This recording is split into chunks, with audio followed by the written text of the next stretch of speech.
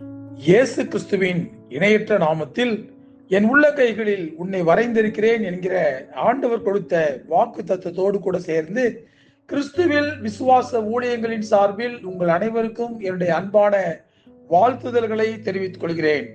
இன்றைய நாளுக்கான golden apple சங்கீதங்களின் புஸ்தகம் 145 சங்கீதம் 19 வசனம். அவர் தமக்கு பயந்தவர்களுடைய விருப்பத்தின்படி செய்து அவர்கள் கூப்பிடுதலை கேட்டு அவர்களை ரட்சிக்கிறார்.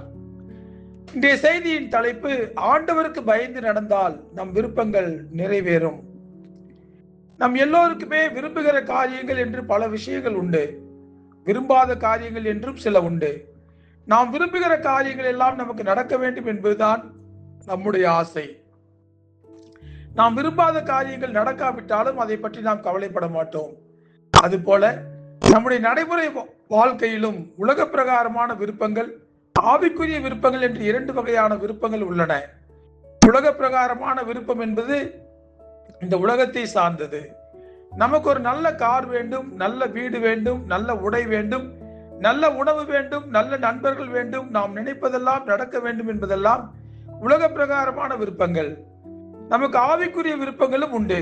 நன்றாக ஜெபிக்க வேண்டும், நன்றாக பாட வேண்டும், நல்ல ஆவிக்குரிய சத்தியங்களை கேட்க வேண்டும், பல ஆவிக்குரிய வரங்களை பெற்றுக்கொள்ள வேண்டும் என்று இதெல்லாம் ஆவிக்குரிய விருப்பங்களாக நமக்கு இருக்கலாம். எது எப்படி இருந்தாலும் நம்முடைய விருப்பங்கள் நிறைவேற வேண்டுமானால் அதற்கு ஆண்டவருடைய கிருபை தேவை. ஆண்டவருடைய கண்களில் இரக்கம் கிடைக்காமல், ஆண்டவருடைய கிருபை இல்லாமல் இந்த உலகத்தில் நம்முடைய விருப்பங்களை நாம் நிறைவேற்ற முடியாது, பெற்றுக்கொள்ளவும் முடியாது.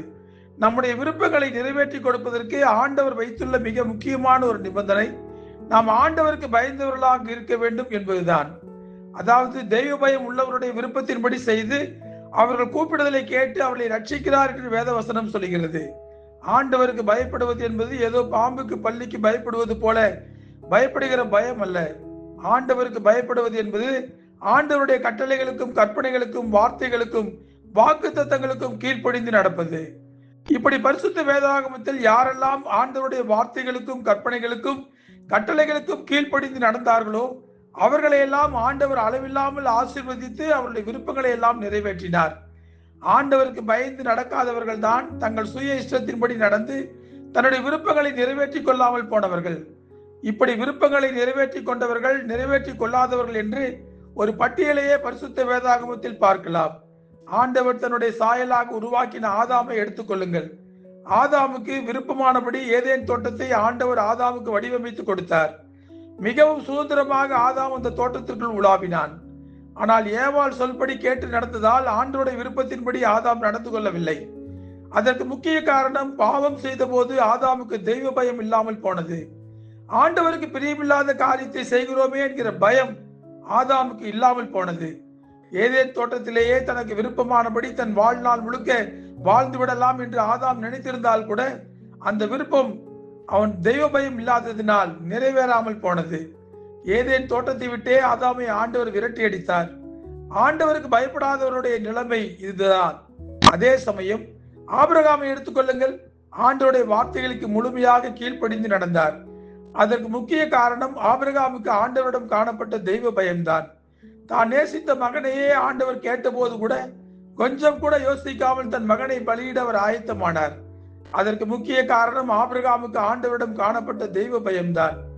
தெய்வ பயம் உள்ளவர்களிடத்தில்தான் உண்மையான கீழ்ப்படுதல் இருக்கும் என்பதற்கு ஆபிரகாம் தான் உதாரணம். ஆபிரகாம் தேவனுடைய ஒவ்வொரு வார்த்தைகளுக்கும் கட்டளைகளுக்கும் முழுமையாக பயந்து நடந்தார். அதனால் இன்று வரை ஆபிரகாமின் சந்ததி பெருகிக் கொண்டே இருக்கிறது. தாயின் கருவிலிருந்தே முன்குறிக்கப்பட்ட சிம்சோனை எடுத்துக்கொள்ளுங்கள்.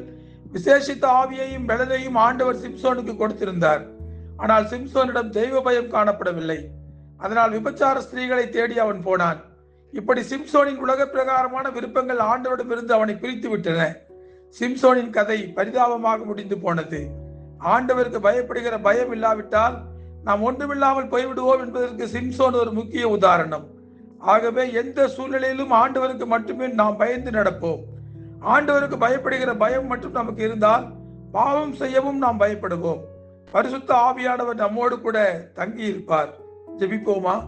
அன்புள்ள ஆண்டவரே, இந்த உலகத்திலே தெய்வ பயம் இருக்கிறவர்கள் பாவம் செய்ய பயப்படுவார்கள் என்பதை நாங்கள் உணர்ந்து எங்களுடைய வாழ்க்கையிலே நாங்கள் எப்பவும் உமக்கு பயந்து நடக்கிற கிருபையை எங்களுக்கு கொடுங்கப்பா. உமக்கு நாங்கள் பயப்படாவிட்டால் பிசாசு எங்களை அவனுடைய இஷ்டத்துக்கு அழைத்து கொண்டு சென்று விடுவான்.